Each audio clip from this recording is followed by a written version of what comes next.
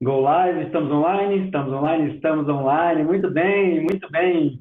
A partir de agora, eu estou começando aqui a live Papo Inquieto e eu estou com um convidado puta, muito especial, um cara incrível, mesmo muito importante para mim, de verdade. Acho que ele nem sabe o quanto, o quão ele é importante e o quão ele foi importante. Então, está sabendo agora. A gente vai começar a live. Vou abrir aqui para as perguntas também, vou fazendo perguntas e a gente vai conversando aí, dialogando ao longo dessa live Papo Inquieto. Já tem gente entrando, então vou chamar aqui o meu querido diretor, eterno diretor, Cláudio Calau. Esse é o cara. Seja bem-vindo, Calau. Oi, Ailton, obrigado, muito obrigado pelo convite. E é um prazer estar aqui desde Cidade de México falando com você e com teus amigos aí. Ah, legal, Calau. Como eu disse ali na aberturazinha, realmente, você é uma pessoa que foi muito importante para mim. Meu primeiro trabalho com TV teve sua mão, seu olhar e toda a sua generosidade. Eu lembro do primeiro dia do teste que eu fiz, eu lembro da primeira fala que eu dei, você já me interrompeu e já me obrigou a improvisar e me colocando ali no jogo ali. Cara, foi demais. Mas a gente vai falar disso ainda. E eu estou muito agradecido, muito feliz por você ter aceitado participar aqui dessa live, tá? Eu vou só dar uma olhadinha aqui, ó. Já tem gente entrando, a Maísa Minervino está dando um oi. Oi, Isa, boa noite. Então é isso, gente. Esse é o Cláudio Calau. Calau, bora conversar então, né? Vamos, Ailton. Que Eu vou saudade, então. você falou agora aí do teu teste. Eu falei, nossa, nós estamos falando de 18 anos atrás, Ailton. Já é Eu não tinha 2012. cabelo branco. Pois é, cabelo preto, né? Tava aí Pouco, tinha... nos aninhos mais jovens. É verdade. Tava gordinho. Mas, cara, você sabe que naquele dia do teste, um amigo meu me ligou e falou assim: Olha, Ailton, tá rolando o teste para uma série de TV, uma série de televisão aí. Estão precisando de atores negros. Eu falei: Tá, atores negros. Tá. Ok, obrigado, tchau, né? Eu não sou negro. Aí ele falou assim: Cara, vai lá, vai lá. E eu fui. E aí eu cheguei, era lá na Y2K, né? Que também é da Casa Blanca. Cheguei lá, já olhei e já falei, puta, não é meu lugar. Já Porque eu já tinha tinha umas 1.500 pessoas lá. total. E eu já tinha feito um teste na Casa Blanca, na Y2K, para um comercial, que só tinha uns caras sarados, forte, era comercial de cerveja. Os caras de 1,80 m para cima. Eu era o único baixinho, gordinho. Só se fosse o novo baixinho da Kaiser, lembra? Pois é. Eu cheguei lá e falei assim, isso não é para mim, cara, eu tô pagando mico. Aí quando eu cheguei de novo na Y2K, e aí tinha assim, mais de 1.000 pessoas, e atores negros, eu falei, meu, não é para mim. Aí tava indo embora. Aí o Reginaldo, que era um dos produtores lá, ele falou assim, onde você vai? Eu falei, eu vou embora. Mas por que, cara? Mas o teste não é para mim. Bom, tá, você tá aí, faz o teste. Eu falei, bom, então tá bom, né? Fazer o quê? Vou fazer. Aí, beleza, fiquei esperando, peguei um gorro lá de alguém, né? Que o personagem era um bandidão. E aí eu lembro que o texto era o seguinte. Eu falava Lembra assim, do texto? lembro. Que eu falava assim, e aí, caipira? Vai sair da frente ou eu vou ter que passar por cima? Aí na hora você já me interrompeu, falou assim, você vai ter que passar por cima, e aí? Entendeu? Isso não estava no texto. Aí eu falei, que tá me tirando, maluco, não sei o que, já comecei. Enfim, 15 dias depois, aí Claro. ligaram. E eu falei, puta, cara. E assim, aprendi. A gente não trabalhou muito na primeira temporada, porque eu morri, né? E Sim. fiz a proeza de voltar. Que bom. Seu Pedro gostou tanto que me colocou de volta. Que bom, Ailton. Eu falei assim, mas seu Pedro, eu morri. Ele falou, porra, filhinho, porra, ninguém vai saber, caralho. Ninguém vai lembrar. Falei, beleza, então, você tá falando, bicho, novo. nunca tinha feito televisão, falei, vou fazer. E televisão é sempre aquela possibilidade, né, de você melhorar as coisas, né? Exato. Pode E ser, pode ser não.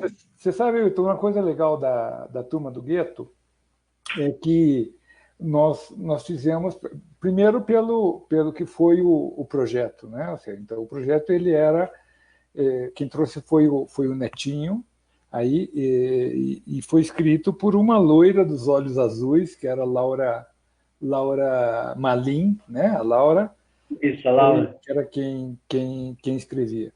Mas você sabe que o interessante depois foi o que a Turma do Gueto representou de abertura, né? Ou seja, então eu quis levar assim a coisa mais para o lado social, né? E obviamente seu Pedro permitiu, então a gente, o casting, ao invés de a gente trabalhar com atores renomados, então a gente queria só cara nova, né? Era como de alguma maneira mostrar uma cara, mostrar pessoas que não se viam na televisão, né? naquele momento.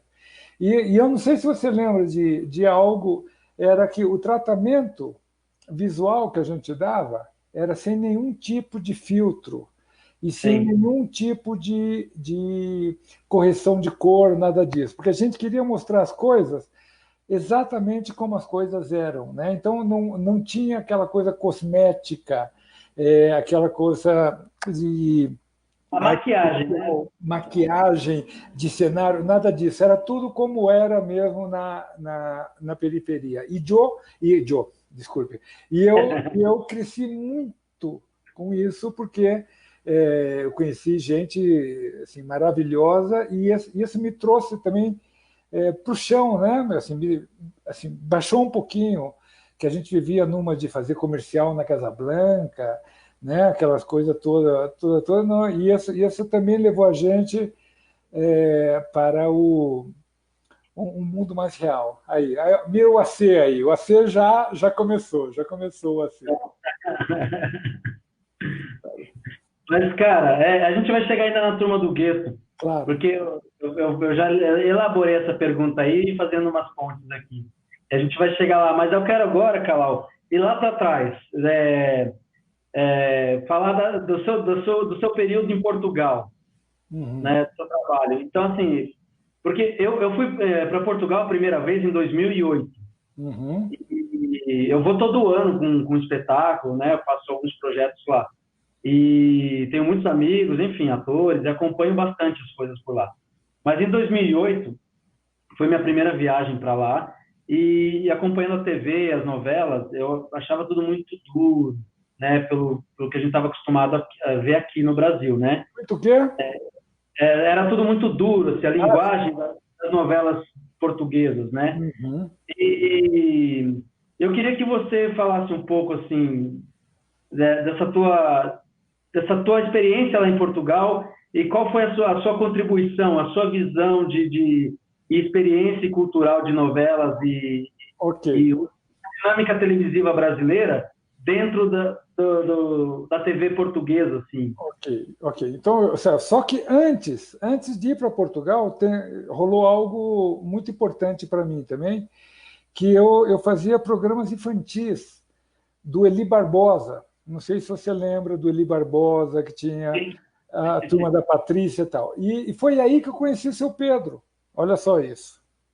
Porque o seu Pedro ele foi fazer a versão da Fofura na TV. O seu Pedro, que nós estamos falando, é Pedro Ciareta.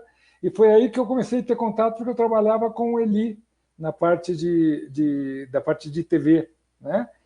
E aí, depois daí, então fizemos Fofura na TV, que foi um êxito aí no mundo, aqui na América Latina, essas coisas. E aí daí eu fui para Portugal. Olha a Luciana, que linda, que saudade da Luciana. E aí eu cheguei em Portugal e comecei a trabalhar. E olha, não foi boa a experiência não para mim, Ailton, eu vou te falar, tal, sim.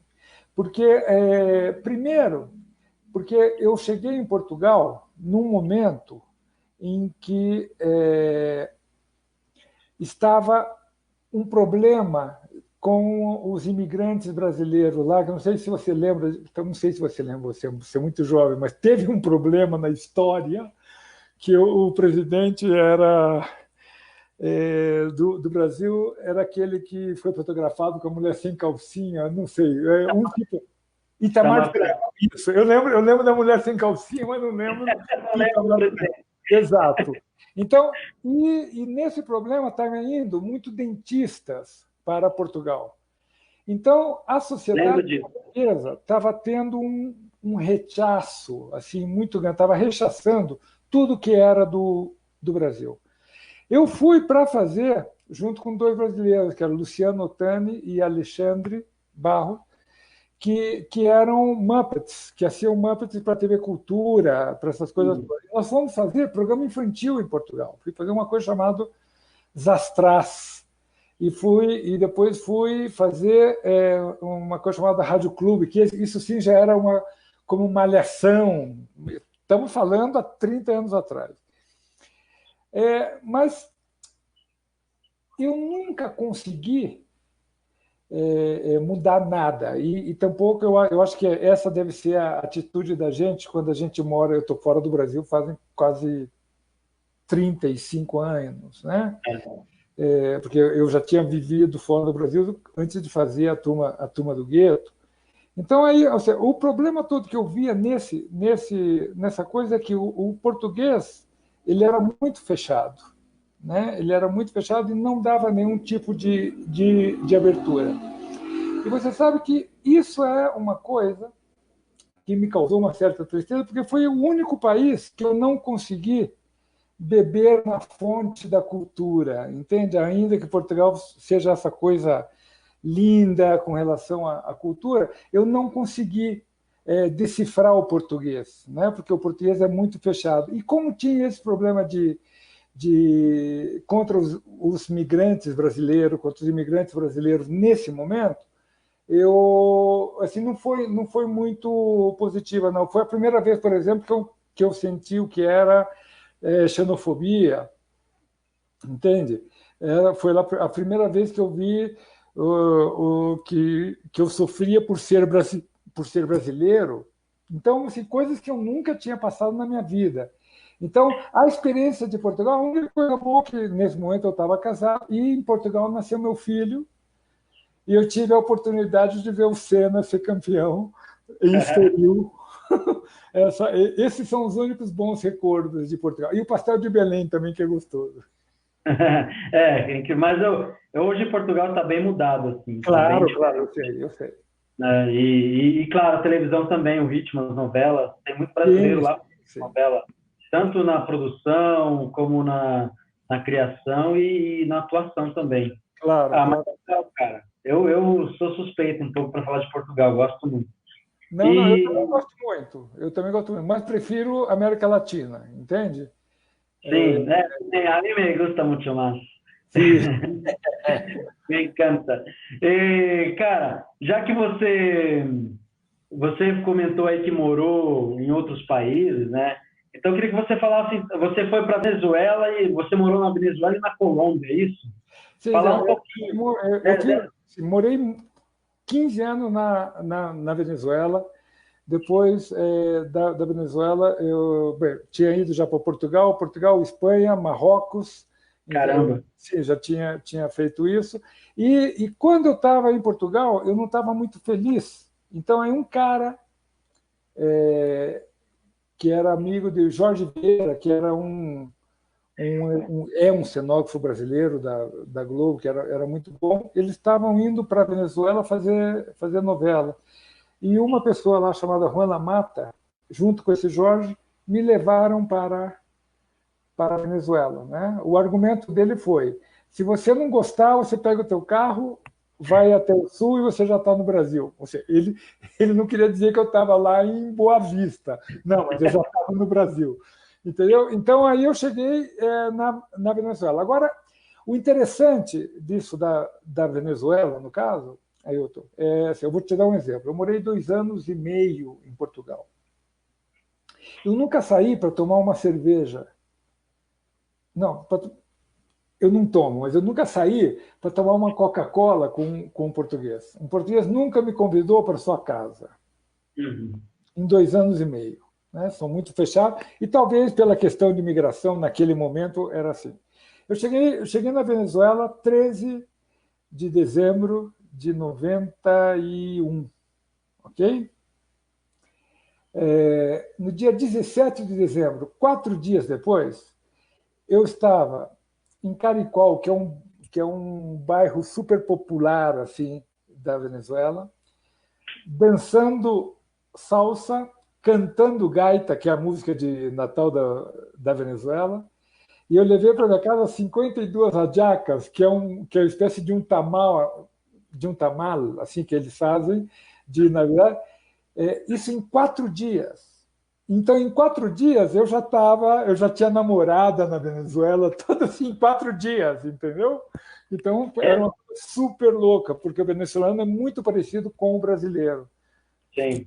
E aí eu comecei nessa produtora que chamava Marte TV, fiz algumas novelas lá com os grandes escritores da Venezuela. Por exemplo, José Inácio Cabrujas está para a Venezuela como está Jorge Amado para o Brasil. Ou seja, para que você Certo. entenda assim, qual é o O parâmetro aí. das coisas, né?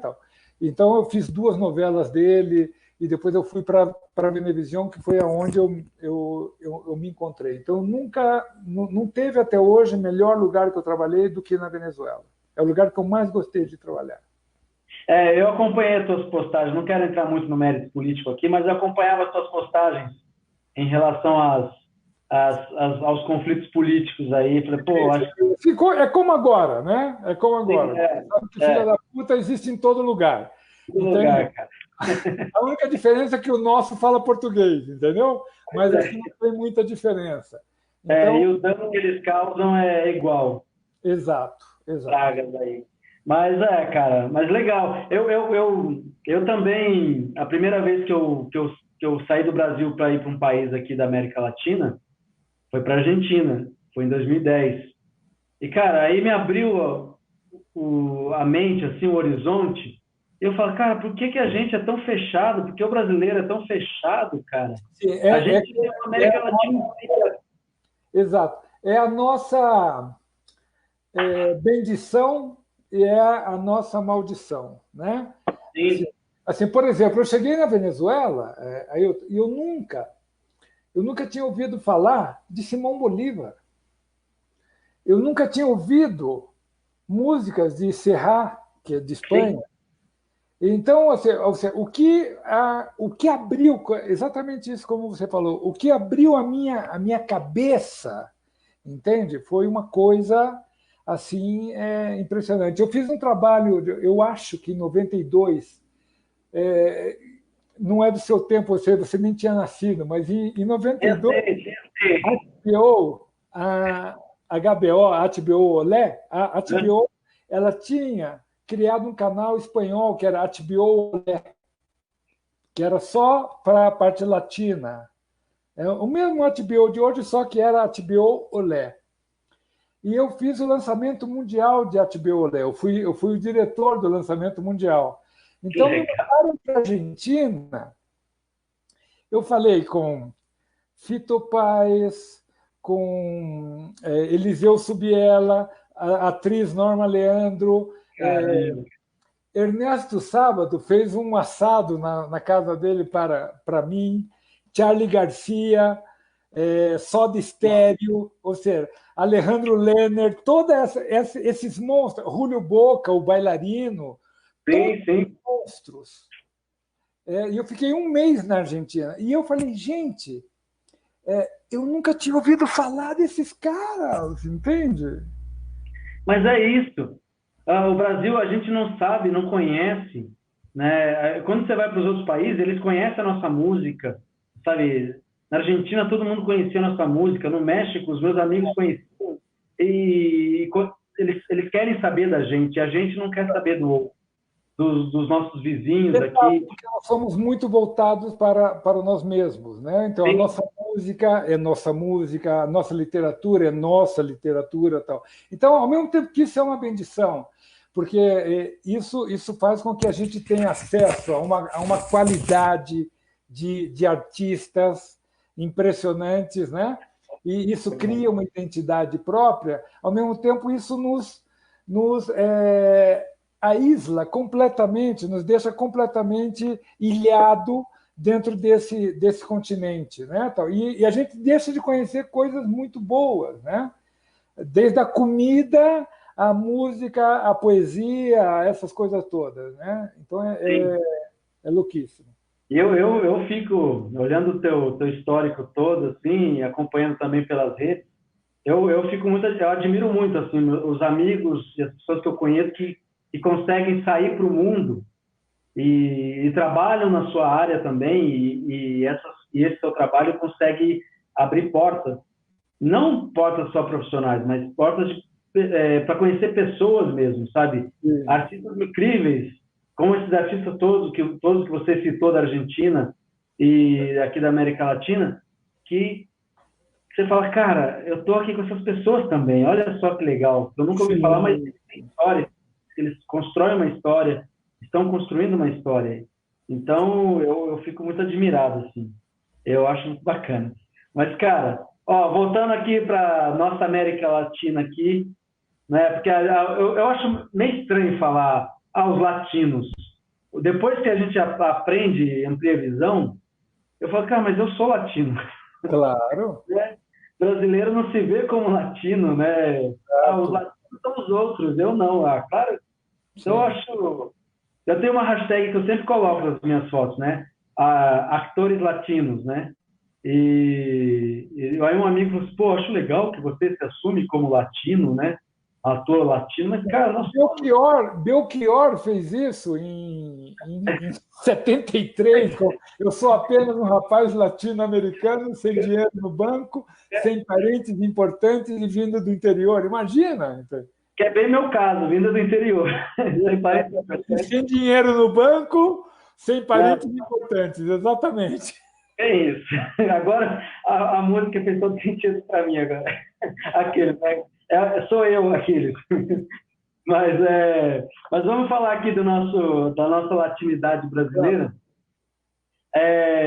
Eu vou perguntar sobre a Turma do Gueto, você já tinha falado algumas coisas do projeto e tal, e a minha pergunta era nesse sentido mesmo, qual era o perfil que vocês estavam buscando? Já que você também estava num projeto inovador, né? Que é ter um produto para a televisão brasileira com 70%, 80% de atores compostos por atores negros. 95%. 95%. 100 atores, 95 eram negros. De cada 100, então, você imagina. Esse é um projeto inédito. E isso foi antes de Carandiru, isso foi antes de Cidade de Deus, isso foi antes daquele Edivaldo apresentar o Jornal da TV Globo, que era a primeira vez que um negro esteve na bancada do Jornal Nacional, entende? Então, a gente, de verdade, nós abrimos aí um campo que a gente tirou um pouco o negro da cozinha, né? O negro normalmente participava na novela somente como a empregada doméstica ou o jardineiro da casa. Então a gente trouxe o negro para uma coisa. E aí aquelas coisas, né? Isso nasceu com o Netinho, mas depois, no meu caso, assim, eu tomei tanto isso, desde o ponto de vista pessoal, que eu fiz esse projeto como se fosse meu, entende? Você estava lá, você viu isso, né? Mas, então eu lembro, por exemplo, que a Adriana, quando a Adriana aparece, ela tinha um cabelão, e eu cheguei para ela e falei assim, pô, por que você não raspa o teu cabelo? E ela assustou assim, não, por quê? Porque você é tão segura do teu poder de sedução, do teu poder de mulher, que você não precisa de cabelo para ganhar de ninguém. Ela, no outro dia, apareceu com o cabelo raspado. Linda, né? Linda. Espetacular, Adriana, uma coisa assim, espetacular, né? Entende? Então, aí eu fui conhecendo muita gente, você que você e o AC, assim, que tinham como uma seriedade muito grande, né, nessa coisa. Ao mesmo tempo, o André, o O Cid, André, né? Assim, sim, ao mesmo tempo, essa coisa da gente pegar como uma argila aí e poder ir como, de alguma maneira, moldeando esses atores enquanto atores e até um pouquinho enquanto pessoas, né? A gente, então, isso eu acho que a Turma do Gueto foi super interessante, né? E cara, assim, eu, para mim, eu aprendi muito, trabalhei muito também, e é um dos grandes projetos assim na minha vida que eu tenho um carinho muito grande. Só estive na primeira fase, só estive na primeira, porque depois eu já não estava de acordo com algumas mudanças, e o que eu para acho mim que era como um grande projeto social, entende? Como um projeto da gente tinha uma causa ajudar. ali, né? Tinha uma causa Exato, para exato. Então, assim, então quando já para a segunda fase já não me interessou, mas assim eu sou absolutamente agradecido ao seu Pedro, né? Que como eu já disse esses dias, assim, o seu Pedro foi uma das pessoas que me ensinou a tratar todo mundo igual. Eu já fazia isso sempre, mas assim desde o ponto de vista de profissional, né, uma pessoa da importância do seu Pedro, da Casa Blanca, da Diana Cinematográfica, Y2K, a importância que tinha o seu Pedro. Então eu trabalhei muito tempo do lado do seu Pedro ali, né? E então você acaba como trazendo para você as coisas boas. E ele me deixou muitas coisas boas, o projeto também. a, a turma do gueto, assim, Calau, para mim, teve, tiveram algumas coisas que, assim, primeiro que eu fui aprendendo ao longo do tempo, né? E era um problema, assim, porque eu era muito novo, nunca tinha feito televisão, então o que eu gravava hoje só ia para o ar daqui 3 meses.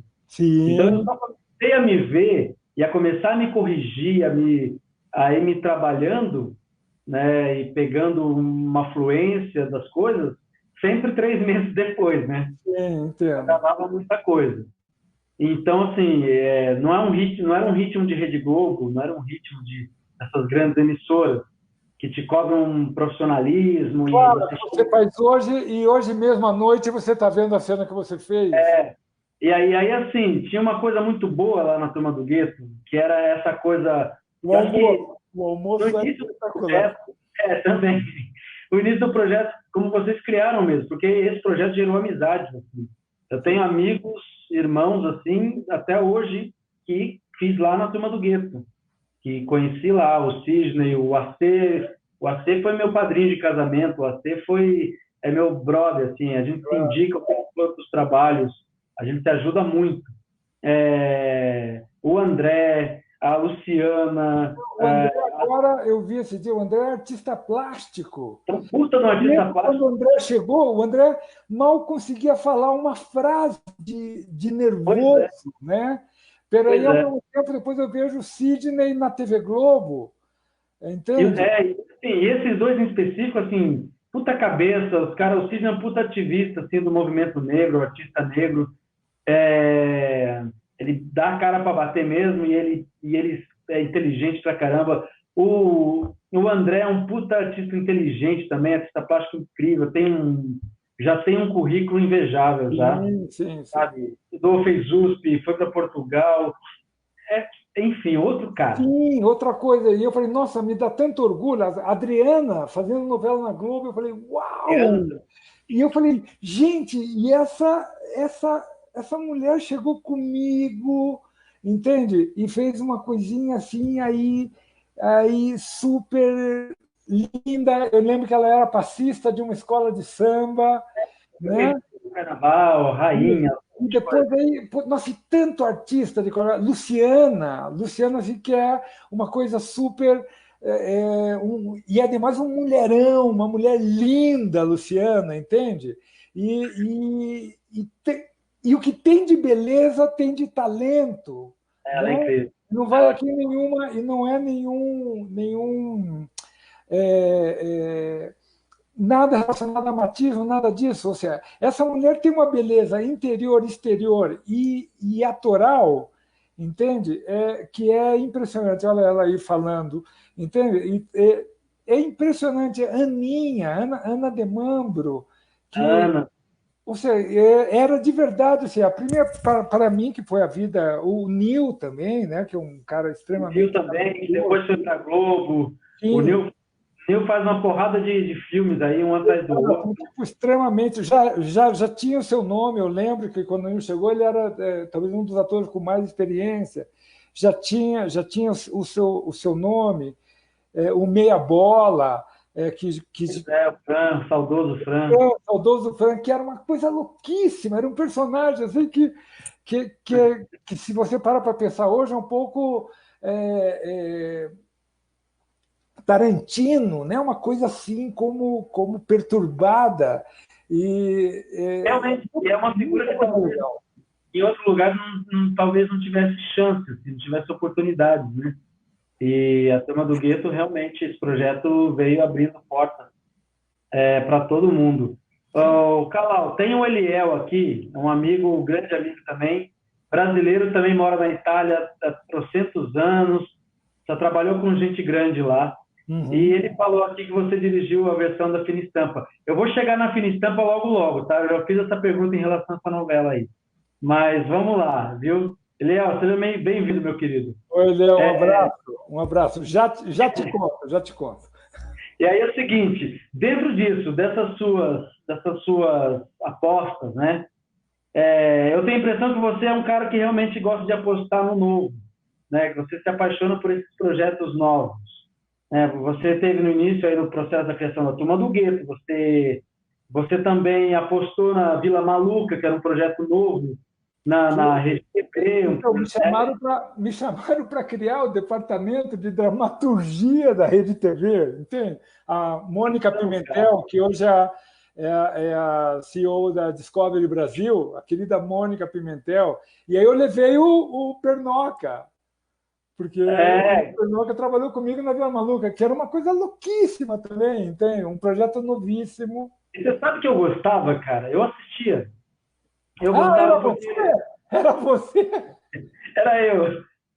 0,001% era eu. Sim, que bom. Mas assim, era legal, porque vocês conseguiram fazer uma coisa que era, pelo menos para mim, assim, tinha uma inocência de Chaves, Sim, entendeu? essa era mais ou menos a intenção. Agora escuta só. Era um Chaves com bons atores. Sim, Porque você tinha Noemi Gerbelli,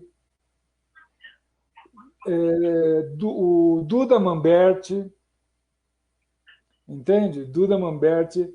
O AC não, porque o AC ainda estava começando. Eu não vou pôr o AC aí no top 3 não. não mas o Duda Manberti, o André, né? O André França, entende? Sabe que era uma coisa. Nossa, tinha muitos atores bons aí. E E mesmo a gente o se divertia Marlon, muito.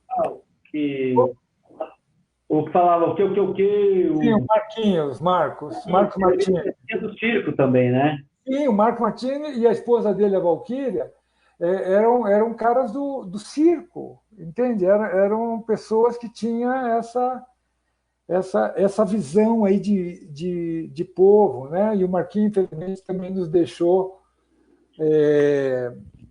assim. Faz pouquíssimo tempo, o Marquinhos morreu aí no ano passado, uma coisa horrível, tal. Agora, e era assim, e as condições que a gente gravava, né? A Mônica chegava e falava assim, Cláudio, nós não temos estúdio. Então aí eu comecei a andar e vimos que tinha um galpão. Você tá aí, você está ouvindo que não me deixa mentir sozinho. É, era um galpão que não tinha ar condicionado. Mas nós fizemos uma vila, assim, com toda linda, uma vila com uma coisinha linda. O pessoal de arte da Rede TV fez toda a apresentação em animação. E olha, o que fizemos, não sei, talvez o AC me pode ajudar, mas eu acho que foram mais de 400 capítulos. Nós gravávamos todos os dias. Todo dia. Eu lembro que ele estava morto.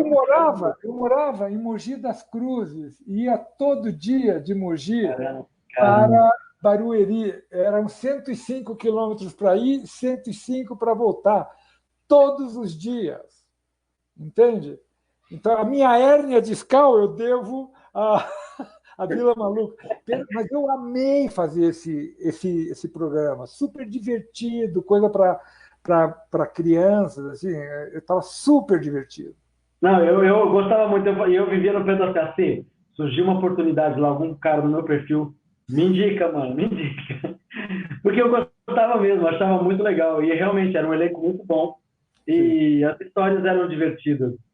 Então, tanto é assim que era Cláudia Della Verde, que era a mesma roteirista do Rá-Tim-Bum, entende? Então as pessoas falavam, não, eles querem imitar o Chaves. Eu falei assim, espera um pouquinho. Eu falei, por que vocês não falam que nós queremos imitar o Rá-Tim-Bum, Castelo Rá-Tim-Bum? Porque é o Dionísio Azevedo, que também escrevia lá, a Cláudia Della Verde, o Edu, todos eram os três roteiristas de Castelo Rá-Tim-Bum, e a gente, entende? Então a gente conseguiu trazer o que tinha de melhor aí para a criança. E, nossa, e foi um trabalho assim, eu adorava isso, eu adorava, que ao mesmo tempo que era uma coisa com fundo cultural e educacional, tinha um pé no circo, entende? Tinha um pé na cozinha, tinha aquela Sim. coisa do Marquinhos ser um cara de circo, de pegadinha, entende? Então era como uma mescla louca aí. E também tinha um quê de teatro também ali. Também tinha isso. Tinha um ambiente ali que você fala, puta, é teatro também isso, é televisão, mas né, era legal, eu gostava. Pena que, quer dizer, pena, eles fizeram muita coisa. Eu lembro, o AC falou, cara, eu não paro de texto pra caramba, e tem texto que é mudado na hora, e eu tenho que decorar. E ele, quando resolveu fazer faculdade no mesmo período, o bichinho sofreu ali. Sim. Porque a gente também fazia espetáculo nessa época, o espetáculo ainda com a direção do Marcos Caruso. Eu lembro disso. Então, a gente estava numa pauleira, então eu acompanhava mais de perto essa correria do AC entre teatro, TV e faculdade. Mas, Calau, aí você saindo disso tudo, do Brasil, deixou a Rede TV lá e tal, você foi para os Estados Unidos, é isso? Ou antes disso Não, você foi então, ok, espera um pouquinho, que eu acho que a minha mulher saiu e não levou a chave. Espera um pouco. Fique à vontade aí. Enquanto isso, vou conversando com as pessoas. Ô, Ivan, o Ivan está aqui, né? Você perguntou qual é a diferença entre diretor-geral... diretor-geral e diretor de núcleos. Eu vou perguntar isso para ele já já. É que você tinha feito outra pergunta aqui, né? Diferença entre dirigir novelas, teatro e filmes. Vou perguntar isso para ele, mas não sei se ele teve essa experiência de dirigir teatro. Mas eu vou... Se que ele voltar e a gente tiver a brecha aí, eu pergunto. E, pô, legal. Ô, Calau. Já, desculpa, Ailton. Não, tranquilo. Antes de você entrar nos Estados Unidos aí, eu tenho um amigo meu de Indaiatuba, o Ivan, ele fez duas perguntas. Se você puder responder rapidinho. Uma existe muita diferença entre dirigir novelas, teatro e filme? Eu disse aqui para ele que eu não sei se você chegou a dirigir teatro. E a outra qual é a diferença entre diretor-geral e diretor de núcleos? Ok. Bem, Ivan, né? Ivan. Ok. Ivan, eu acho o seguinte, eu acho que quem dirige novela dirige até a Paixão de Cristo. Entendeu? Porque a novela ela é um ritmo absolutamente alucinante. A gente tem que fazer um capítulo por dia, que é mais ou menos, eu estou te falando, algo assim como 44, 45 minutos de arte por dia. Então, é quase uma película por dia, quase um filme por dia. Se eu vou fazer um filme, eu tenho 3 meses de pré-produção para fazer um capítulo de uma novela. Então, a diferença não, a diferença é o tempo. A melhor coisa que te dá a novela é essa possibilidade de você resolver tudo com muita rapidez. Porque, às vezes, você tem que fazer 30 cenas, 40 cenas, 80 cenas por dia. 80 cenas por dia. Então, a gente, às vezes, é obrigado, de alguma maneira, agilizar, improvisar, resolver as coisas. Pero, assim, eu acho que não tem diferença nenhuma. Assim. Eu acho que quem dirige novela, dirige teatro, dirige cinema, dirige Paixão de Cristo, ópera. Agora, quem dirige teatro e dirige cinema não dirige novela, porque o tempo de resolver as coisas é diferente, né? O tempo aí sim vai ser um pouquinho diferente. Assim, eu tenho mais tempo para resolver as coisas no cinema, eu tenho muito mais tempo para resolver as coisas no cinema do que a gente resolver as outras coisas. Tá, legal. A direção geral é o seguinte, por exemplo, vamos pegar uma novela que tem o núcleo dos pobres, o núcleo dos ricos, o núcleo dos adolescentes. Vamos supor que é uma novela que tem esses 3 núcleos aí. No SBT, por exemplo, eu fiz Canavial de Paixões no SBT, éramos 3 diretores, Henrique Martins, eu e outro que é famoso, e eu esqueci o nome. Jacques Lagoa. Perdão, Jacques. Sim, perdão. Então, eu era o responsável pelo núcleo da fazenda, de toda a parte que tinha um canavial e tal. O Henrique Martins era o diretor-geral, trabalhava mais em estúdio. O Jacques já fazia as cenas de exterior, de fábrica. Então, a gente, cada um era. Agora, o diretor-geral da novela era o Henrique Martins, o finado e adorado Henrique Martins, que é a mesma coisa, então, em qualquer outra novela. Né? O diretor de núcleo cuida dos seus personagens, do seu núcleo, por quê? Porque é uma maneira dele conhecer os seus personagens e vai como evolucionando com eles com relação à direção. A direção geral é quem te dá essa visão global de tudo isso. Legal. Já pegando aí o gancho, a Maju Minervino. Oi, Maju. Está perguntando aqui, Cláudio, qual é a diferença entre dirigir atores brasileiros e atores de outros países? E aí você já pode entrar também nisso, já entrar nos Estados Unidos, aí na Telemundo.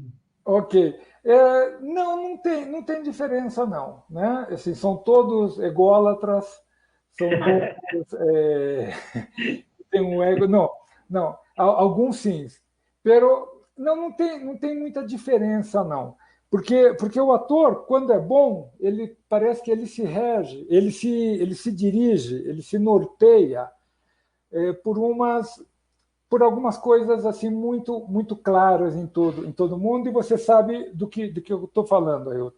Se o ator chega para mim com o texto aprendido, chega na hora e faz aquilo que eu peço para ele, eu considero ele um bom ator. A partir do momento que o ator chega sem saber o texto, chega sempre atrasado, isso já gera um problema para a produção. E não escuta o que o diretor pede, ele, por mais nome que tenha, ele é um mau ator, entende? Então, para a gente, como diretor, é muito fácil você definir o que é um bom ator e o que é um mau ator. O Ailton, ele deu um exemplo interessante, que é alguma coisa que eu sempre faço. Eu sempre intervenho no casting. Por melhor que tenha sido o casting, eu intervenho de alguma maneira e peço para que o ator me dê alguma coisa diferente daquilo que ele trouxe na cabeça com relação ao personagem. Por quê? Porque se eu peço para ele me dar alguma coisa diferente e ele não dá, isso quer dizer que o que ele tem na cabeça dele é isso, e ele não escuta o que o diretor está pedindo. Então, esse ator não me serve, ainda mais para mim, que improviso muito e intervenho muito no trabalho do ator, invento coisas. Né? Agora, na TV Azteca, os atores, Cláudio, isso não está no texto. Eu falei assim, senhor, como se chama isso? É guion. Guion, que quer dizer que é uma guia, está na mera ideia. Vamos ser nossa novela, Diodeci. Entende? Então é isso. Então, se o ator sabe escutar, chega, sabe. Por quê? Se você sabe a tua letra e eu te peço para improvisar, você vai improvisar tranquilo, porque você tem a tua base bem feita, entende? Então, eu não vejo diferença nenhuma, não, Maju. Para mim, é tudo muito bom. Aí eu estava Legal. na Venezuela até 2000. Hum. Regressei em 2002 para fazer Turma do Gueto. Saí da Turma do Gueto, fui para a Rede TV. Fiquei na Rede TV até 2006. Em 2000, não, minto, em 2005. Em 2005, a Venevision, que eu já tinha trabalhado 10 anos, de 90 a 2000, em Venezuela, ele fala: Cláudio, nós queremos fazer aqui uma novela estilo brasileiro, com humor brasileiro e tal. Você não quer vir fazer? É uma só. Eu falei: eu vou. Eu gostava da Venezuela, gosto. E fui. E fiquei até 2010. Fiz como umas 4 novelas lá. Essa foi a novela que eu mais gostei, que se chama Voltei a Paquitina Mores, que é uma coisa genial, assim, genial, de uma escritora genial que se chama Mônica Montanhês, uma venezuelana que está em Madrid, assim, genial. E aí, daí, com esse trabalho que eu fiz na Venezuela, chamou um pouquinho a atenção, a Telemundo me chama para trabalhar, que era nesse momento estava Aurélio Valcárcer lá. E eu falei: bem, tá bem. Regressei para o Brasil para ver a coisa do visto, levou 11 meses para sair o visto. E aí cheguei em Miami. Não tinha novela para mim na Telemundo nesse momento. Fui fazer um reality, que era protagonistas para a Univision. Fiz o reality, aí sim, já tinha surgido uma novela, fiz uma novela que já tinha começado, chamada Na Made Manhattan, que era uma coprodução da Telemundo com a Sony, e depois a gente começou a fazer outras coisas, e aí eu fiquei na Telemundo até 2017.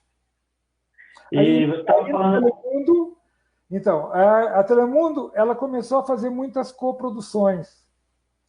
Ela tinha feito uma coprodução com a Globo do Clone, da novela O Clone, que era, na versão latina, era El Clone.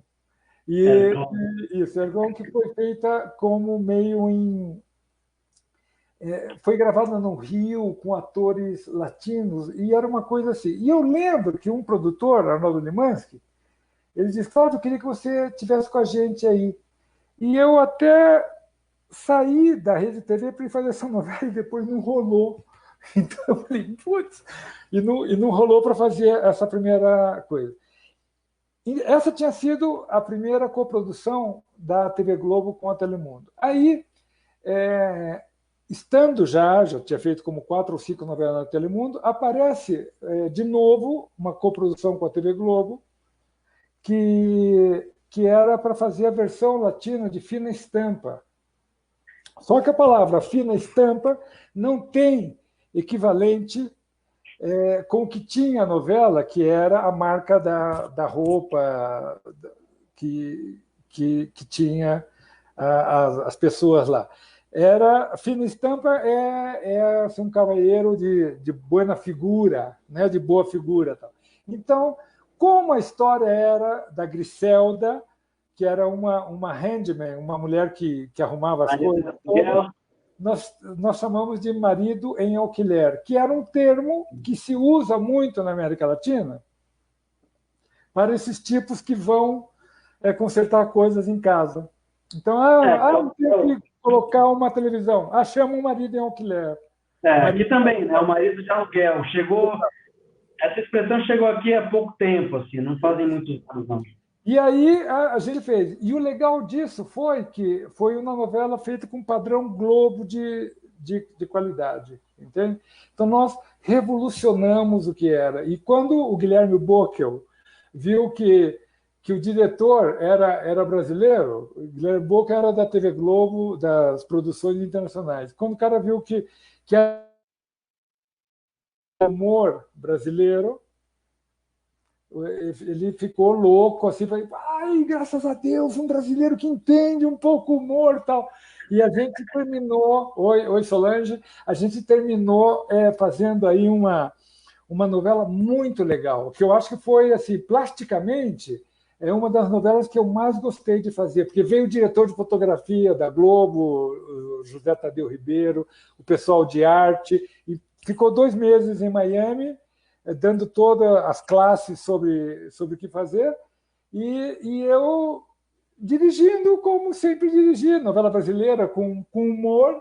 Os caras da Globo estavam absolutamente felizes, entende? Então, É isso que eu ia perguntar, Calau. Você fazendo esse remake aí, dirigindo e a Globo toda em cima, você tem alguma liberdade? Eu assisti algumas cenas no YouTube hoje, dessa novela, e muitos personagens são muito idênticos, assim, os atores, né? sim, A outros. ao Então, que era na versão brasileira. a original aqui. Exato. Então, você tem liberdade para mexer em alguma coisa ou tem que... Assim, o que passa é o seguinte: quando você pega um texto, e aí a gente tem que marcar algumas diferenças. Né? Então, uma coisa é que você pega um texto do Agnaldo Silva, de um produto provado, como era Fina Estampa, que tinha Cro, né? Teresa Cristina, que é essa coisa maravilhosa de personagens e tal. Então, quando eu pego isso, a liberdade que você tem é com relação à posta de cena, tal, porque o texto está tão bem Amarrado, editado, né? amarradinho, que você não tem muito o que colocar. Vez ou outra, você metia um final com humor, essas coisas, porque a novela tinha muito humor. Mas aí eu lembro que o personagem, que era o marido da Griselda, que eu acho que foi José Maier na versão original, aqui foi feito, na versão da Telemundo, foi feito pelo Miguel Varone, que é o Pedro El Escamoso, que é um ator colombiano de primeiríssima qualidade. E aí sim nós viajamos, porque era um personagem super louco, então alterávamos texto, alterávamos tudo, e eu falei, seja o que Deus quiser, mas a Globo nunca reclamou, não. Aliás, a gente fazia o capítulo e mandava, porque a Globo tinha que dar o visto bom, né? Tinha que dar o tique aí que estava bem. A Globo checava tudo que a gente fazia e graças a Deus, a gente nunca teve que repetir nenhuma novela. E no dia do lançamento da novela, guardado essa questão de ego, nada disso, a Globo falou que era a coprodução mais bem feita que ela já tinha visto. E se você puder, veja que o capítulo está muito legal, Marília Alquiler. Uma rubia espetacular, sem maquiagem, ou seja, tudo que falam contra da novela latina, essa novela teve. Não tinha excesso de maquiagem, uns cenários espetaculares, umas coisas assim que o pessoal da Telemundo fez, que marcou um antes e um depois. Que legal, cara. Muito Que legal. legal. E para os atores também, né? Um projeto desse coloca eles lá em cima. Muito legal, muito legal. E como que é a relação deles com você, assim, Calau? Dos latinos e até dos americanos também. Assim, você sabe que, por exemplo, né, Telemundo é um pouco complicado. A relação sempre é boa, porque eu sempre trabalho com muito humor, eu procuro criar um vínculo com os atores que eu trabalho. Então, a gente trabalha muito bem. Agora, aqui no México, as últimas 2 novelas que eu fiz foi um passeio. Assim, eu queria que chegasse a hora de trabalhar, porque era super gostoso encontrar todo esse pessoal com esse astral e tal. Agora, Miami é um pouco complicado, porque Miami você não consegue ler as pessoas. No México você consegue ler, na Venezuela você consegue ler como é o venezuelano, como é o mexicano, como é o português.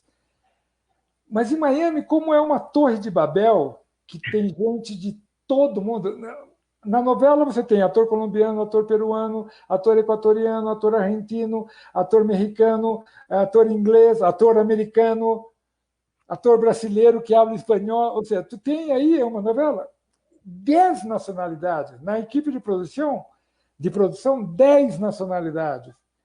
Na equipe de escritores, 10 nacionalidades. Então, você não consegue muito ler as pessoas. Então, é um pouco difícil que você consiga se desenvolver nisso sem ferir suscetibilidade. Né? Por exemplo, nós brasileiros somos muito frontais.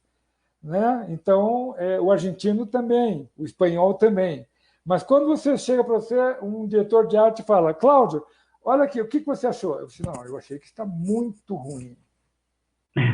Fazia muito tempo que eu não via alguma coisa tão ruim. Não te dá vergonha mostrar alguma coisa assim? Então, isso chocam completamente, porque eles não estão acostumados, eles estão acostumados com... O que você achou? Ah, eu gostei. E depois, por trás, é que você vai... Entende? Então, como a gente é um pouquinho mais frontal, então fica... Para eles é um pouquinho mais difícil. Agora, essa também já é, de alguma maneira, minha marca registrada. Né? Eu chego, às vezes... Porque eu sempre, eles chamam reganhar aqui, é dar bronca, eu sempre reganho com brincadeiras. Né? Então, quando a atriz faz uma cena muito ruim, eu falo, e aí? Onde é que você conseguiu ter o DRT? Numa caixa de sabão em pó? Sabe, alguma coisa assim. E ela... Então, ela já entendeu a mensagem, né? Que é que tem que melhorar. Tal. Então, talvez já a experiência, são quase mais de 40 projetos, né? Como diretor. Então, a gente já tem um pouquinho de experiência em levar. O maior problema sempre é o ego, mas isso daí a gente já consegue... E o ator que fica mais... Você consegue entender esse ator que às vezes está mais inseguro? Você sabe do potencial do cara, sabe que ele é bom, mas ele, por algum motivo ele está nervoso para gravar, está ansioso, ou respeita demais. Por exemplo, eu às vezes tenho alguns problemas. Às vezes eu respeito tanto a hierarquia nos projetos que às vezes me trava um pouco. E eu vou destravando conforme eu vou relaxando e conhecendo mais essas pessoas. Então, não me ajuda isso. Eu tenho que aprender a lidar com isso. Você consegue identificar esses atores? Sim. Sim. Agora, por isso que eu te digo que eu defino a qualidade do ator no casting. Entende? Ou seja, porque muitas vezes, você falando agora, eu me lembro de atores que eu cheguei e falei, onde está aquele ator que me fez aquele casting, que fez que eu escolhesse você para esse personagem?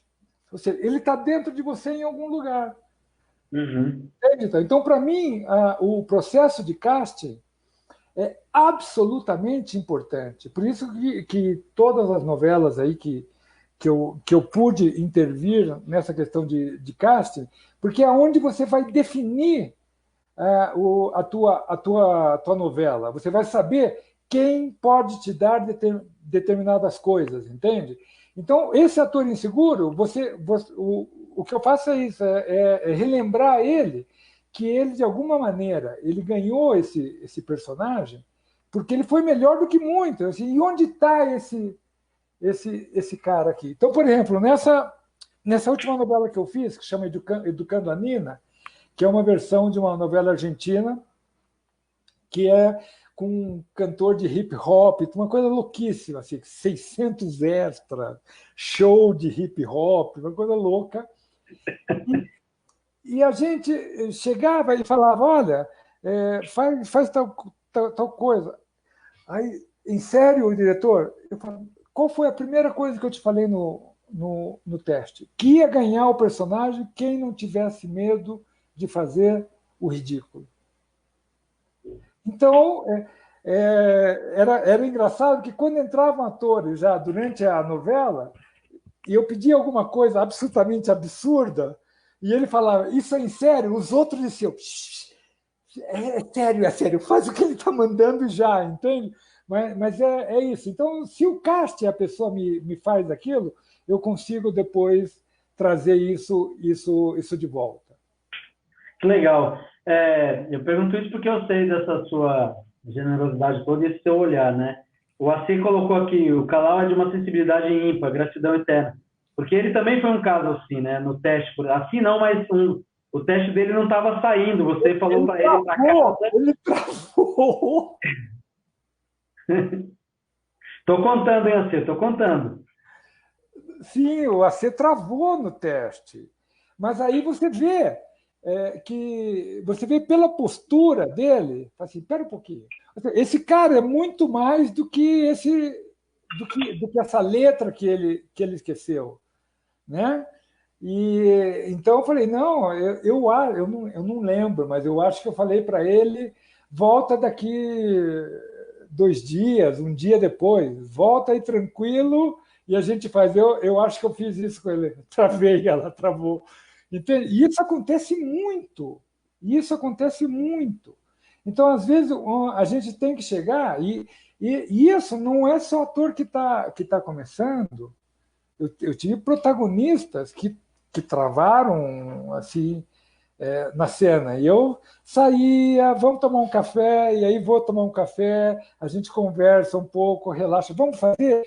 Ela, ai, não, estou nervosa. Ok, então quer voltar amanhã? Então volta amanhã. Então até hoje a gente faz isso, entende? É. Mas assim, mas isso é você, né, Calau? Porque assim, 90% aí dos casos o cara travar, tchau, né? Não serve. Você E sabe aí por o cara às vezes perde a oportunidade de ter um puta de um ator na mão dele, né? Você sabe por quê? Assim, porque esse meio também da gente, hoje, é um meio que se mede por uma régua muito, muito baixa, entende? Então, assim, o diretor termina sendo o intocável, né? O diretor, aquela coisa toda. Então, por exemplo, as pessoas ficam, às vezes, aí um pouco surpresas comigo, porque eu chamo os extras pelo nome, Ailton. Entende? A primeira coisa que eu vou como é que você chama, Sérgio? E eu sempre falo para os produtores, é muito mais fácil você dizer, Sérgio, fica um pouquinho à direita do que, ei, você aí, gordito, de calça roja. Não, não, você não. Então chama pelo nome, entende? Então, isso daí também tem um pouco a ver sobre aquilo, o que você espera como profissional, né? E eu tenho a tendência de colocar todo mundo no mesmo nível, né? E eu dou sempre um exemplo. Eu posso fazer um casamento sem os extras que são convidados? Não, A cena de casamento? não posso. Ou seja, eu não posso fazer um casamento de um milionário com a igreja vazia, sem os extras que estão aí ganhando uma mixaria e ainda são maltratados pela produção sem me ter. Então, eu falo isso para os atores, assim, senhores, vamos baixar um pouquinho a bola, porque se não estão os extras aí, a gente não pode gravar.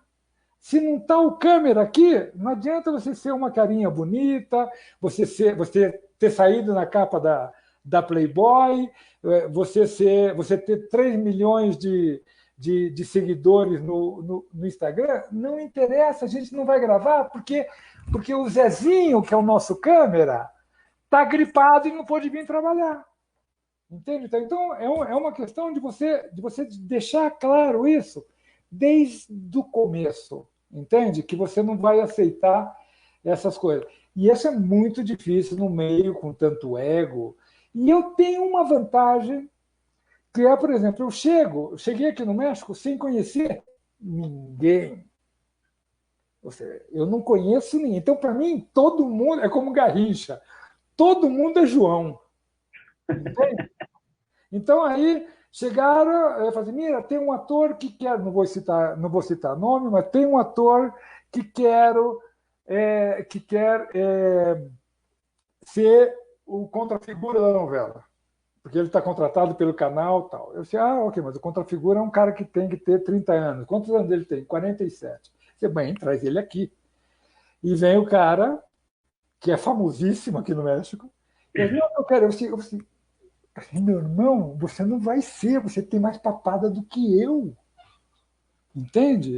Você tem mais patada do que eu. Você esquece, velho. Agora você já é para ser pai do protagonista. Você já não pode ser mais protagonista. Assim, eu sei que é difícil para você, mas você tem que admitir isso. Entende? Então, às vezes, mas como ninguém fala esse tipo de coisa, eles vão se crendo que são eternamente galãs, que eu posso ser protagonista, porque ninguém sabe falar que não. Entende? Então, como eu não conheço, aí ele fala, você falou isso para ele? Eu falei, eu não conheço. Quem que é esse tipo? Qual? O tipo é o ator mais importante. E não fez a novela, entende? Porque eu também prefiro trabalhar com gente que está feliz com o personagem. Porque Claro. isso gera uma energia no próprio personagem que a novela agradece. Pô, que legal. É, porque é isso mesmo. Às vezes o ator tem mania, tem ator que tem mania de grandeza e acha que é Ui, eu Deus. conheço Acha tanto. que pode falar tudo, fazer tudo, porque está protegido pela aura, né, do artista, da celebridade. E não é assim, né? É só uma pessoa que está trabalhando e que depende também do outro para ele poder trabalhar, né? Eu tenho dificuldades, às vezes, nessas relações com o pessoal de TV, com atores. Sim, sim, Na mas minha. você sabe que isso tudo é como mais uma coisa. Eu posso contar uma anedota assim de 10 segundos, Ailton, uma coisinha rapidinha. Quando eu cheguei na Venezuela, então vim de Portugal para a Venezuela, fui fazer uma novela. Não vou citar nome porque eu não quero falar do ator, que hoje é uma pessoa espetacular. Mas eu fui gravar numa montanha, era para começar às 7 da noite, uma cena de chuva, que ele fazia amor com a mulher. 7, nada de chegar, 8, nada de chegar, e eu estava acabando de chegar, eu falei, eu não vou levantar acampamento, eu vou esperar que o produtor me diga. 9h30 chegou o ator. Oi, muito simpático. Cláudio, desculpa, é que eu estava no jantar com o meu manager, com o meu empresário. E eu falei, ok. E a gente aqui num frio, assim, não tem problema. Eu falei assim, você sabe que a cena é uma cena de chuva. Sim, sei, vamos fazer. Aí, pessoal, vamos a cena, vamos. Então, pus o cara aí e comecei a jogar água, tinha um caminhão, um pipa desse, assim, jogando água. E eu falei, fecha na cara do cara. E a câmera fechou, assim. E todo mundo me olhava, porque o cara era o Deus. Eu falei assim, Cláudio, dá ação. Eu falei, espera um pouquinho. Quando a boca dele ficar roxa, vocês me avisam, porque por causa do frio. E eu estava esperando ele reclamar. Então, aquele água, ele tinha um chapéu, já estava assim, de tanta água. Assim. Quase afogando. E ele falou assim, Conho, vamos gravar que tenho frio. Ele deu. Quando ele disse isso, eu aperto o tollback, falo, senhores, buenas noches, a cena está cancelada. Eu assim, me montei no meu carro e fui para casa. Dizem que esse cara chegou no canal chutando assim, todas as latas de lixo do corredor, que queriam onde está o brasileiro, rodeputa, e não sei o que, não sei o que, não sei o que. No outro dia, me chamam lá na direção geral e está o ator esse. E o ator chega e fala, Cláudio, ontem você me deu a maior lição que eu podia ter tido, muito obrigado, te prometo que nunca mais volta a acontecer. Entende? Mas esse é 1 em 1000. Mas agora eu sempre apronto alguma dessas assim. Entende? Como eu sou um pouquinho rebeldinho, então aí. É bom isso mesmo. Você está colocando, lembrei dos 100 ovos que o Duda tomou na careca. Eu nem lembro disso, depois você tem que me lembrar, mas alguma coisa deve ter feito o Duda. Bom, ele é careca, 100 ovos, imagino que tem alguma cena aí jogando ovo na careca, coitado aí. Mas é legal você colocar, às vezes, o ator no lugar dele. Não no lugar dele de, subalterno, não é nada disso, é lugar humano mesmo. Exato, trazer. Porque, Ao mesmo tempo, ao mesmo tempo, Ailton, é muito importante, por exemplo, é, eu já conheço muito assim, a mecânica das atrizes, por exemplo. Então, chega um dia que você vê que a atriz não está rendendo, entendeu? Então, aí você chega e fala o quê? Você, meu amor, vem cá. Você está menstruada? Eu falo, Cunho, estou, Diri, e estou morrendo de cólica. Então, assim, então, tranquila, eu deixo essas cenas que são mais difíceis para amanhã, não se preocupe, peço que a professora lhe traga um chá, entende? Então, você tem que ter também essa coisa de percepção também para passar um pouquinho a mão na cabeça, tratar de tiro. O ator é um carente por natureza, entende? Toda hora a gente tem que falar. Te gostou? Te gostou? Sabe? Diretor, te gostou? Eu falo, se eu não gosto, eu repito. Entende? Mas sempre tem que ouvir isso, porque são inseguros por natureza, né? Mas eu consigo me levar muito bem com os atores. Talvez seja a minha maior qualidade. ô, Clau, e esses atores que quando você está aí num projeto bacana, te conhecem, e meu amor, Calau para cá, e quando você não está de férias ou está em transição, é, não te conhece, não lembra de você, como Passa é que é? muito, isso passa muito. Então, inclusive, tem uma coisa que é muito engraçada. Todo final de novela fazem aquelas reuniões e os atores falam: ah, esse grupo vai ser inesquecível. Eu não, ai, que prazer, vocês foram o melhor grupo. Aí eu pego o microfone e falo: olha, é tudo mentira. Daqui um mês e meio já, ninguém vai estar mandando WhatsApp para ninguém. A gente vai esquecer o nome de vocês daqui a pouquinho. E de cada 100 atores, você continua tendo relacionamento com um ou dois. Com um ou Né? dois. Entende? E não é só isso. Assim, o muito engraçado também é que, quando sabem que você vai fazer uma novela, nossa, 6 meses antes me começam a mandar mensagem. E depois que sabem que você já escolheu o casting ou que você não fez a novela, você já deixou de existir. Mas isso eu acho que em todo ramo É, de atuação, né? As pessoas têm. ou te pede o telefone do fulano, né? Fala, Como?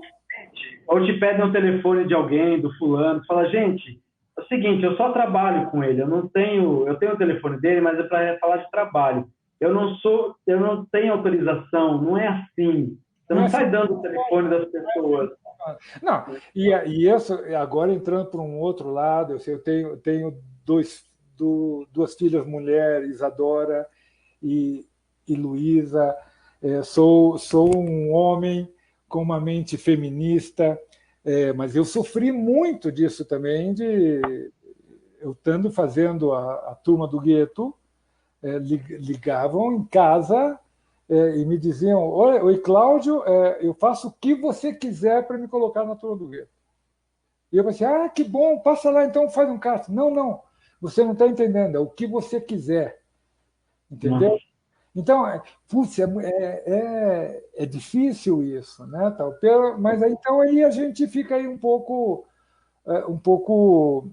ressabiado e tal, isso passa muito, isso passa muito. O diretor é muito assediado, o diretor tem essa figura de poder, às vezes assim, menininha de 18, 19 anos: diretor, vamos tomar uma cerveja? Eu falo: meu amor, você pode ser minha neta, entende? Eu falo assim: para com isso, assim, sabe, eu sou impotente, diabético, pô, não me cria problema, entende? É bem por aí. Cara, mas é impressionante mesmo. Ah, e é assim, né?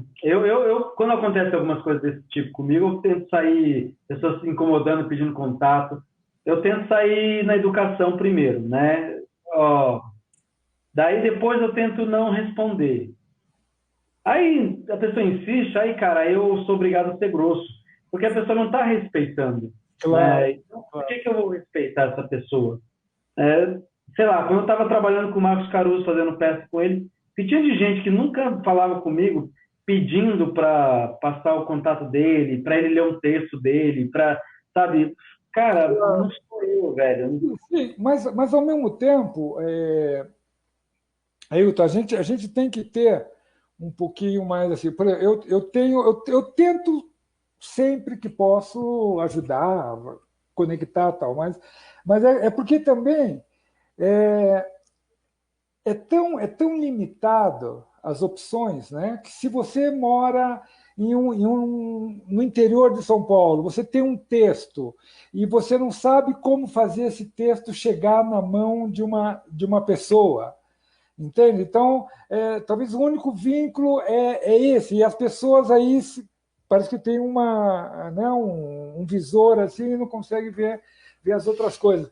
Mas tudo isso é porque se criou uma, uma ideia equivocada, né, da figura do diretor. Ou seja, um diretor não decide nada, se você para ver. Assim, por exemplo, na Venezuela, que foi onde eu melhor trabalhei, já vinha metade do elenco pronto para mim. Por quê? Porque eram atores que o canal está pagando. E ele fala, Cláudio, nós temos que colocar esses caras para trabalhar.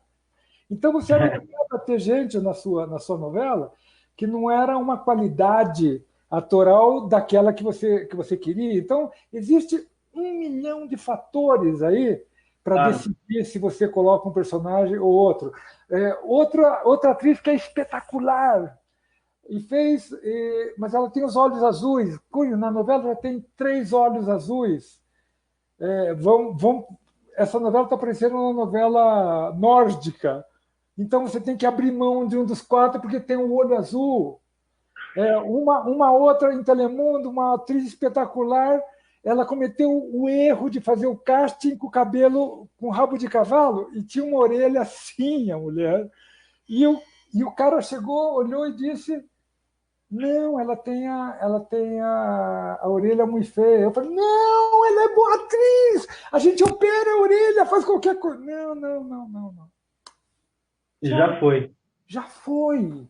Entende? É, Então, depende, são tantas variáveis. Porque em Telemundo, por exemplo, era muito engraçado. Ou seja, em Telemundo sentava 10 pessoas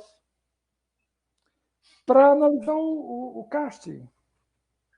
10 pessoas. Você acha que 10 pessoas vão chegar num acordo? Agora, já aqui na TV Azteca, por exemplo, uma das coisas que eu coloquei aqui, eu queria ter voz no casting, porque como eu vou ter que me calar o cara a novela toda, eu queria ter voz.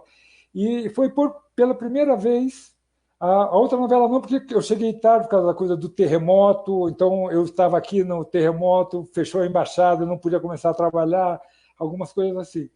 Agora, na segunda novela, eu fiz assim, o casting foi meu, entende? Eu nunca tive um casting tão meu. Então eu falei para eles: a culpa é minha. Então, por favor, não caguem, porque a culpa é minha, entendeu? E foi eu que claro. escolhi você. Agora, já que você está falando da TV Azteca aí, Calau, eu vou colocar aqui uma legendinha aí que você brincou antes da gente entrar, a gente entrar em cena, você brincou aí. Calau, diretor de novelas mexicano. Sim, Então, fala da TV Azteca, desse teu processo aí de produzir novelas mexicanas no México você e sabe, você, novelas mexicanas. então, você sabe que nós brasileiros cometemos uma injustiça muito grande, né, com a novela latina. Né? Nós temos essa injustiça e eu captei isso quando eu fui para a Venezuela. Eu tinha aquela impressão das novelas essa dos anos 50, 60. Tal. Hoje, a novela era muito mais um produto globalizado do que com certas coisas. Então, eu vejo coisas hoje aqui em determinada emissora que é a mesma novela que a gente via há 50 anos atrás. A mesma novela. Mas também vejo coisas absolutamente modernas, entende?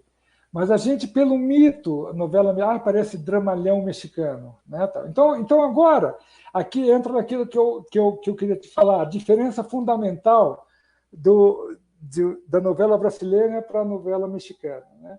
A diferença fundamental é que nossa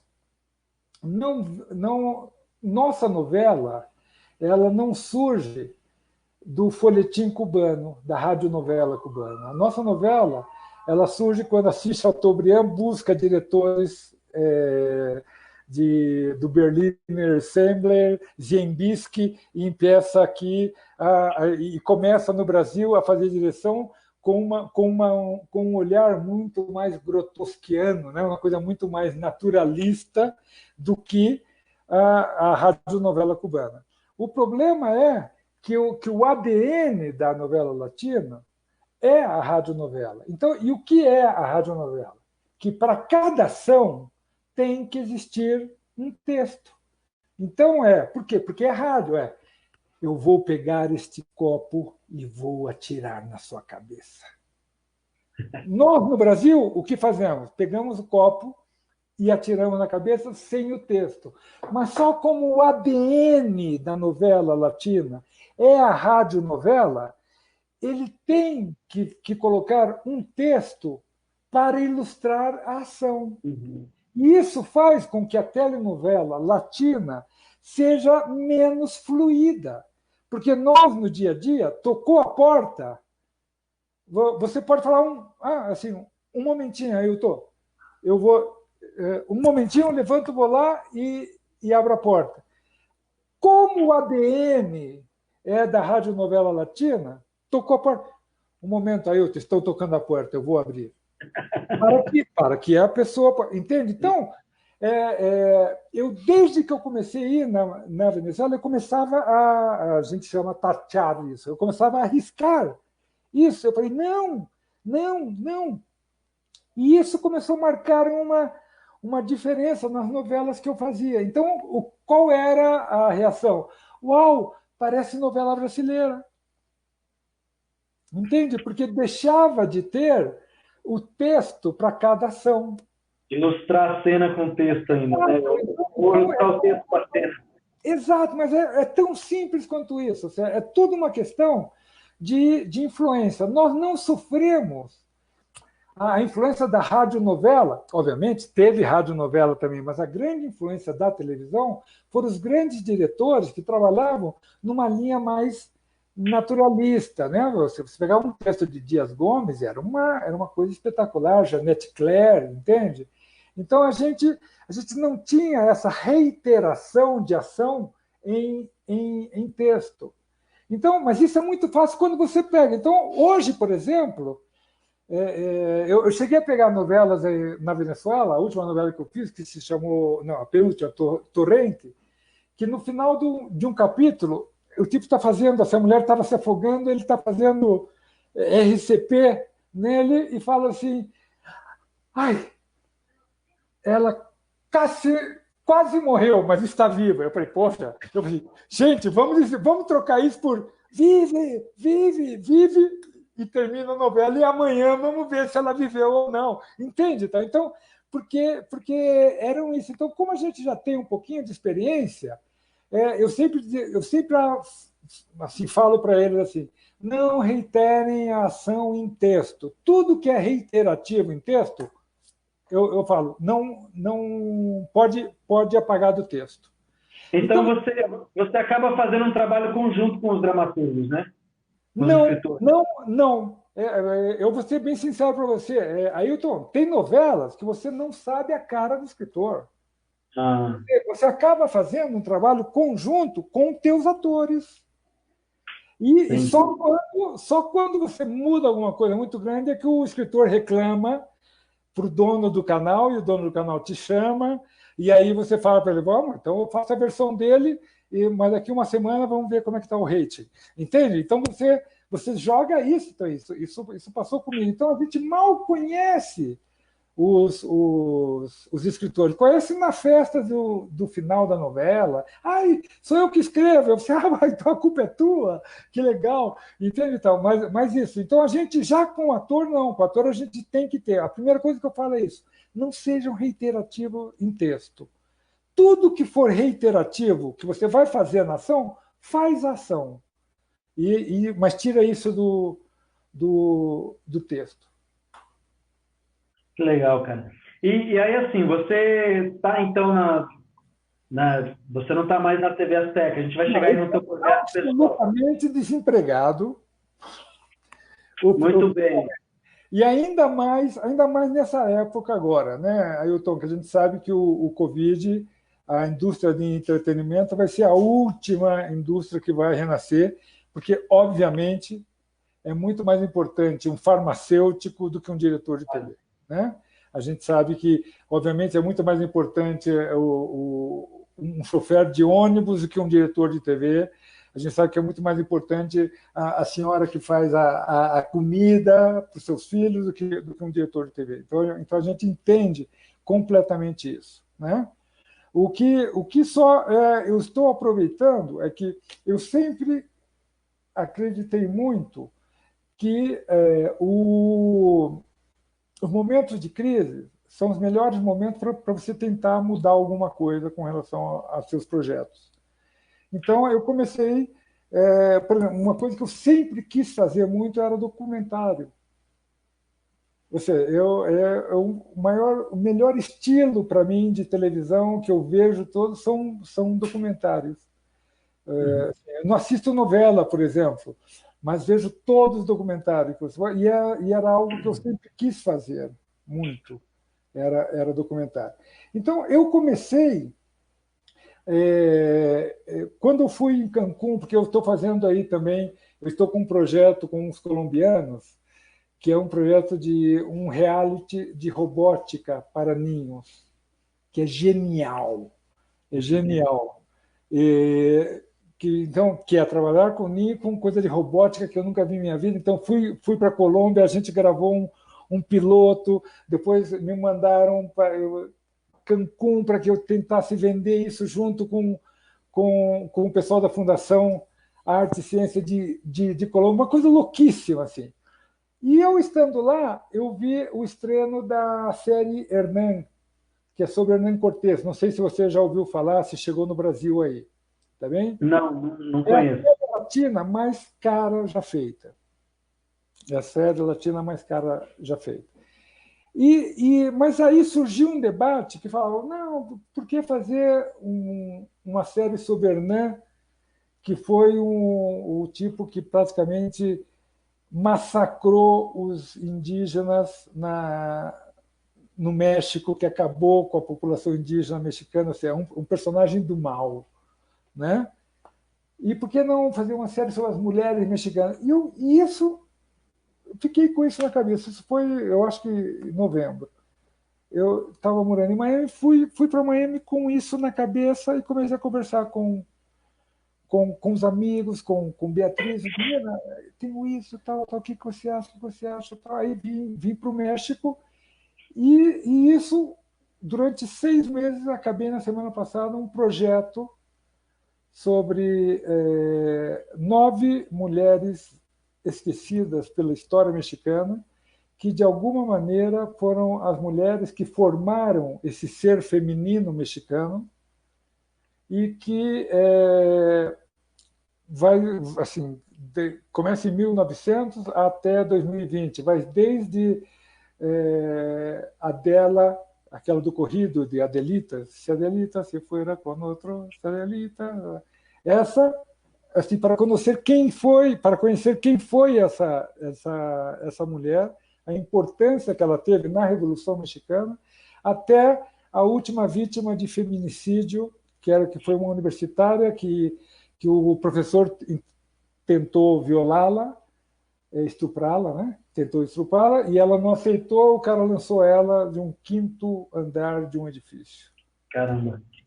Então toma toda essa história dos maiores problemas da mulher mexicana. Tal. E a coisa está sendo tão interessante que, depois de pronto, eu queria buscar alguns avalistas sérios, né? Então, o INA, que é o Instituto Nacional de Antropologia e História de México, analisou tudo o que a gente fez e deu o seu aval, dizendo que está de acordo com as políticas do INA e que ele acham que é um projeto que vai resgatar essas mulheres.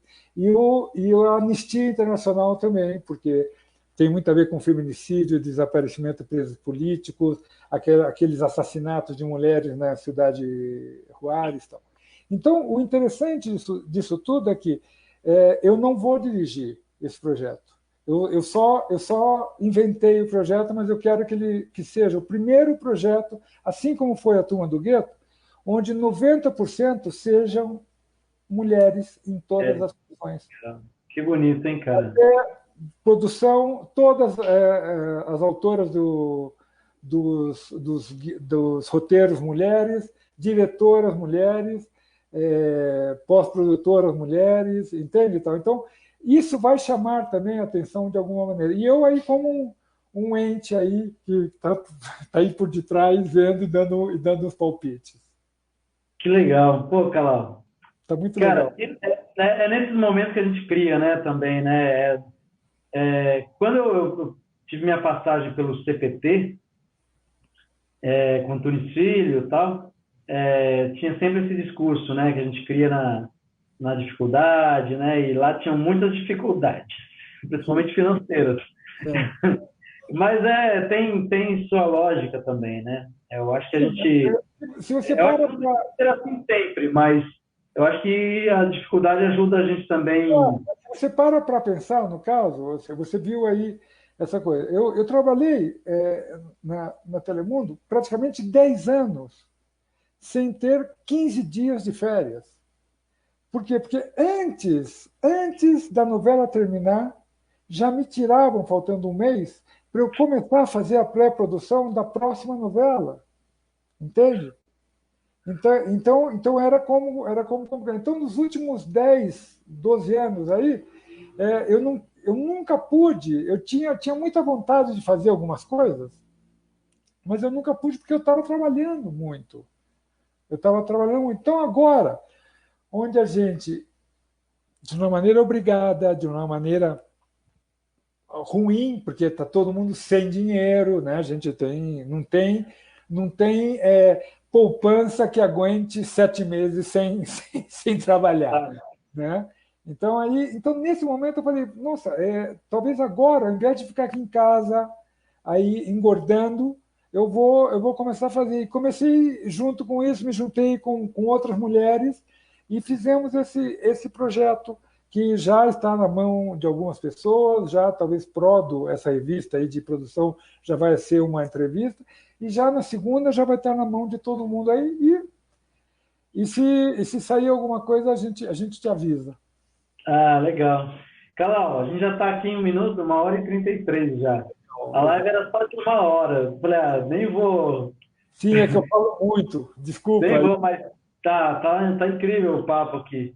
Mas eu vou já encerrar. Legal. E vou me despedir das pessoas. Se você quiser se despedir aí, já falar alguma coisinha. Claro. Bem, como sempre, Ailton, para mim é sempre, para mim é sempre um prazer falar disso, né? Falar de televisão, falar de direção, que é alguma coisa que me apaixona, né? Desde que eu era um moleque, eu nunca dei a cara num palco, mas eu sempre era o que estava do lado de atrás, lá falando, faz isso, faz aquilo. Então eu estava sempre dirigindo, mas eu nunca era o que estava aí na frente. Então, primeiro que eu quero dizer é que eu admiro muito a coragem de vocês, atores, né? de se despirem assim, emocionalmente e darem a cara e se entregarem aí para o público que seja, né? Que seja para um circo, que seja num teatro de 1000 poltronas, que seja num teatrinho desses de 12 lugares, que seja microteatro, o que seja. Então, primeiro, isso é o meu agradecimento a vocês, né? A vocês, atores, que sem vocês eu não seria nada, porque vocês são esse barro que eu, de alguma maneira, ajudei aí a ajustar parar em cima de uma mesa, né? Então, eu só dei uma pequena ajuda. Então, primeiro é isso. Segundo, é que é sempre um prazer falar com você, com o AC. Vocês representam uma fase da minha vida onde eu tenho muita saudade e de um projeto que eu tenho muito orgulho de ter participado, que foi a Turma do Gueto, né? E depois disso, acompanhar e ver o trabalho de vocês, não só ter uma de todos, teu, Luciana, Aninha, a Adriana, Sidney, Xarope, sabe, a C. Eu tenho visto quanto aquela sementinha que a gente plantou lá atrás floresceu em árvores frondosas, né? Então, vocês estão aí hoje dando sombra para muita gente graças ao talento de vocês. Então, isso é uma coisa que me alegra muito, né? Que eu, de alguma maneira, possa ter participado aí um pouquinho na vida de tanta gente talentosa e, ao mesmo tempo, poder agradecer tanto por vocês me permitirem, de alguma maneira, brincar aí com o talento de vocês. Então, é só isso e muito obrigado por quem teve paciência de ouvir essas histórias e sempre que você precisar, sabe que nós estamos aqui e, quem sabe, em algum momento a gente volta a se cruzar aí num set, não só com você, com todas essas pessoas que eu falei, com a C, com muita gente que é, como diz aqui em espanhol, que eu estranho muito. E a mim também me estranho a voz. E, cara, eu agradeço muito pelas palavras. De verdade, agradeço por você estar aqui hoje. Adorei a conversa. Eu tenho um carinho por você muito grande. Devo muito mesmo. Eu tenho muita sorte de ter. Isso já desde o começo sempre falava isso. Eu tenho sorte de ter as pessoas certas no meu caminho. Eu tive muita gente que me ajudou, que me abriu portas de várias formas e para várias linguagens e para vários trabalhos. E você é uma pessoa muito importante para mim. E mesmo a gente tendo muito tempo sem se ver, sem se falar, o carinho ele como se é a o gente mesmo. tivesse visto ontem. E a admiração e o respeito é muito grande. Então, muito obrigado, assim. Então, E vou pedir para você ficar aqui para a gente se despedir direito aqui em off, tá?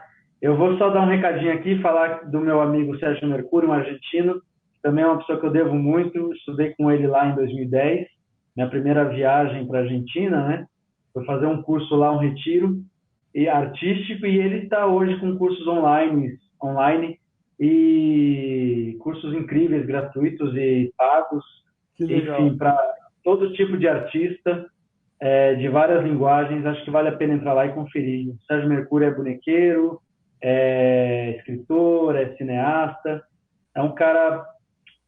Eu acho que, principalmente para a gente brasileira, a gente tem que conhecer os artistas latinos, né? Tem muita Porque coisa boa. eles têm uma visão diferente assim de algumas coisas e uma relação com a arte, seja ela dentro do cinema, da TV, do teatro, da literatura, da dramaturgia, é, é, eles têm uma visão diferente assim, em geral menos mercadológica e mais artística, que também vira produto e vira mercado, mas você mantém a arte ali, né, a base, né? Então, o Sérgio Mercúrio é um desses caras que eu consigo enxergar isso no trabalho dele e me ajuda a caminhar também com isso. E a segunda coisa terça-feira que vem, o próximo convidado será um amigo também, ator, bonequeiro, trabalha com máscaras, da Comédia dell'arte. O nome dele é Fábio Caniato, aqui de São Paulo. Então, convido a todos que estiverem aqui, que passaram por aqui, para acompanhar aí a próxima live Papo Inquieto. E, Com Carol, certeza vai ser muito mais agradável do que a de hoje. Com certeza. nada, ótimo, ótimo. Até para mim mesmo, porque é legal saber, de verdade, é legal ouvir um diretor falando. Um diretor, porque às vezes o diretor fica numa, a gente já alongando o papo. O diretor já fica naquele lugar intocável, sabe? No Distante do pedestal aí. ator, distante da gente. E aí, quando a gente tem um diretor aqui falando, sem filtro, sem máscara, sem frescura, as coisas boas e as coisas ruins que tem no sistema todo, mas tudo faz parte da engrenagem, a gente tem que aprender a lidar com isso. Cara, isso é uma aula, a gente teve uma aula aqui incrível, então para mim foi maravilhoso. Não sei para os outros, para mim... Que bom, né? Para mim também. Não sei para os outros, agora para mim estava muito legal. Pois é. A gente está saindo, mas eu tenho um monte de recado aqui, as pessoas falando, ó. A Maju, cadê? Primeiro ela está falando aqui, obrigado por compartilhar sua experiência conosco, Cláudio. Um prazer, Maju. Sim, às vezes o diretor fica descolado do conjunto, não me parece o caso do Calau. Não é. O kkk dele de sempre. Ele é sempre muito expressivo. É sempre no kkk. Ele falou que foi incrível. Legal você. Cara, obrigado. Fica aí que a gente... Você viu a cara sexy que está o AC nessa foto? Olha isso! Cara. Nossa, gente! Eu falo isso sempre, cara, para ele. Mas ele tá aí, super A gente vai tirar foto, cara. A gente vai tirar foto, filmar, ele faz assim, ó. Nossa, gente, eu não... Gente, eu vou tirar uma selfie com essa foto. Tira. Até a namorada dele tira um sarro. Como é que é a carinha? Como é? Sim, eu tô gostoso. Palhaço. Um abraço, Cê. Um abraço grande. Tchau, gente. Ó. Calau, fica aí que a gente vai pro off. Tchau, gente. Até terça-feira que vem.